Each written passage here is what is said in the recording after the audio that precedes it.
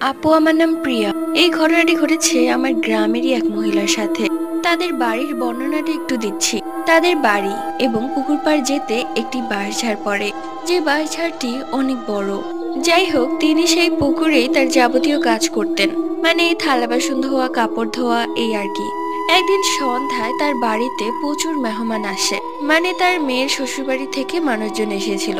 তো রাতের খাওয়া দাওয়া হলে এঁটো বাসন সে সেই পুকুরে ধুতে যায়, যেটা ছিল তার জীবনের সবচেয়ে বড় ভুল। সে যখন বাসন ধুচ্ছিল তখন তার বারবার মনে হচ্ছিল বাঁশঝাড়ের উপর থেকে কেউ তাকে দেখছে। সে বারবার ইগনোর করে গেছে, কিন্তু একটু পরেই কেউ যেন তার নাম ধরে ডাক দেয়, সালমা, ওই সালমা, কি করস?